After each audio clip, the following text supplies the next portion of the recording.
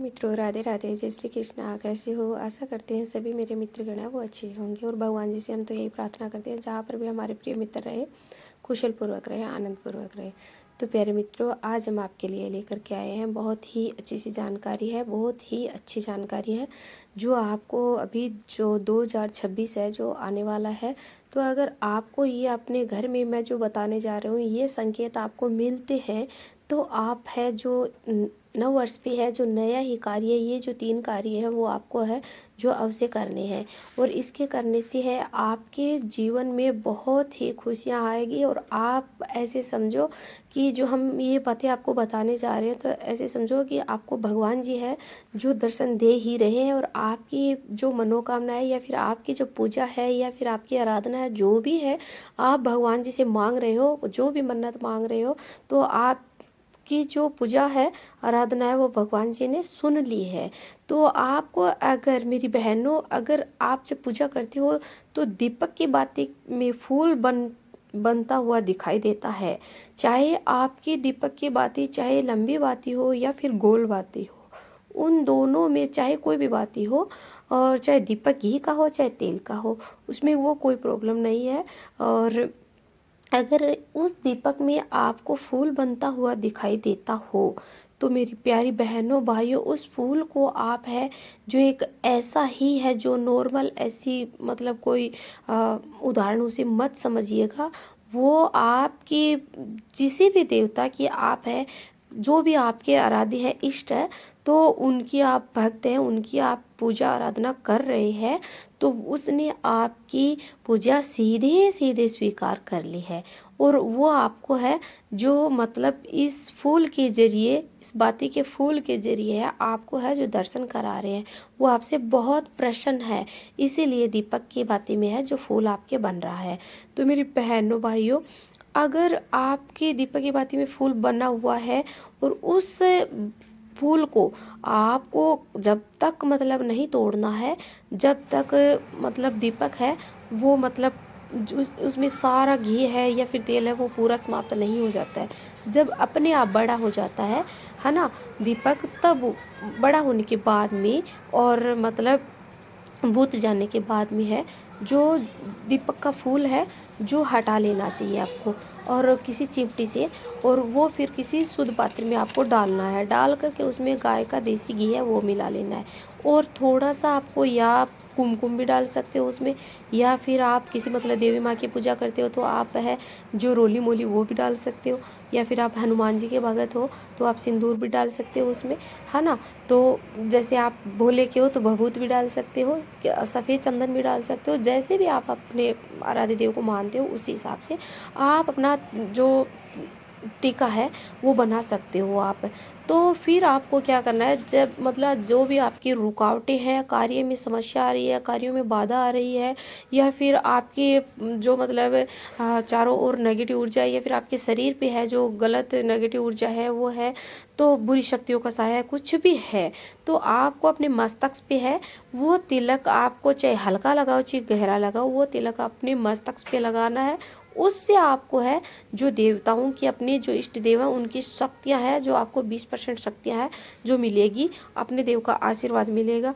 अगर आप मस्तक पे नहीं लगाना चाहते हो तो आप अपने कान के पीछे भी लगा सकते हो, कान के पीछे नहीं लगा रहे हो तो आप अपने गर्दन के पीछे भी लगा सकते हो या फिर गले के आगे भी लगा सकते हो। आपको उस जगह लगाना है जहाँ पर मतलब अपने गलत हाथों का इस्तेमाल वहाँ पे ना छुए, मतलब उस जगह को, है ना। तो अच्छी जगह मतलब लगाना है, उससे आपके ऊपर है बहुत अच्छा प्रभाव पड़ेगा। अपने देव का जो आशीर्वाद है वो आपके ऊपर है बना रहेगा और आपके कार्य में रुकावट बिल्कुल भी नहीं आएगी।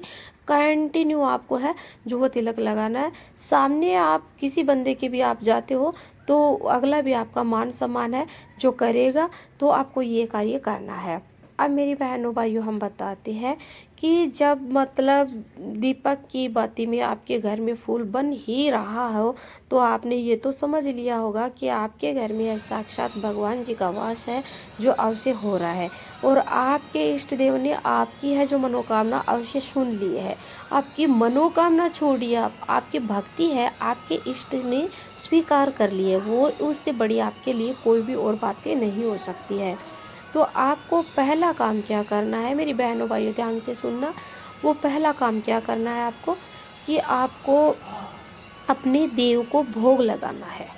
आपको अपने इष्ट देव को भोग लगाना है। और मतलब भोग कैसे लगाना है, अपनी आंखें बंद करके और भगवान जी को आपको याद करना है, जो भी आपके मन में है कि भगवान जी आप है, अभी आपका दिया हुआ ही हम है, ये जो भोग है प्रसाद है आपको है, मतलब आपके लिए लेकर के आए हैं, आपको खिला रहे हैं, तो आप अपना भोग ग्रहण करें।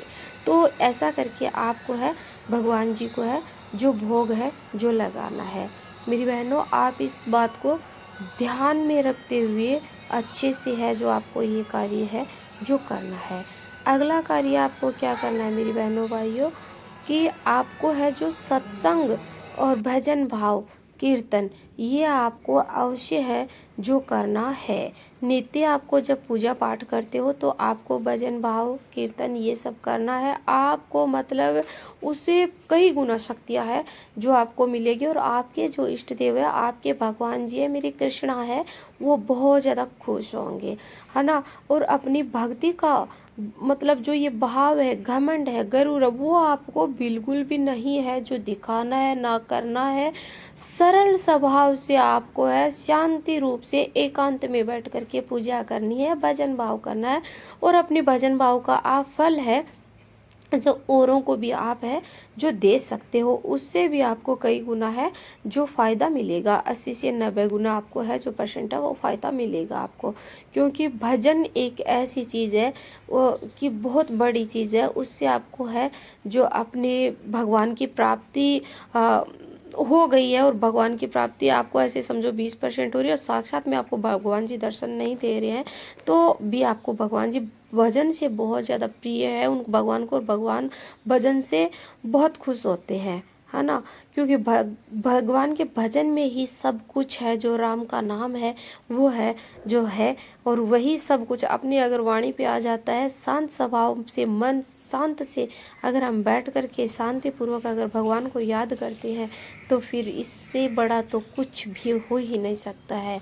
और किसी की मतलब वो मत करो, आप निंदा नहीं करनी है आपको, किसी को मतलब नहीं वो ऐसी इस गलत नज़रिए से आपको बिल्कुल नहीं देखना है।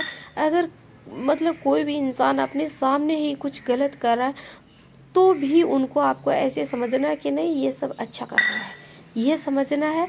जैसे मेरे प्रेमानंद जी महाराज है, वो मतलब कैसा सोचते हैं क्या नहीं सोचते हैं क्या करते हैं, वो किसी के बारे में है, उनके आगे अगर पत्थर भी आ जाए तो उनको भी देख के वो मुस्कुराते हैं, है ना, कि नहीं ये भगवान है। उनको पत्थर पत्थर में कण कण में है, उनको भगवान ही दिखाई देते हैं। तो मेरे प्यारे मित्रों, ऐसे ही आपको है हर चीज़ में है जो भगवान ही नज़र आना चाहिए, हर मनुष्य में भी आपको भगवान ही नज़र आना चाहिए, हर वस्तु में आपको भगवान नज़र आना चाहिए।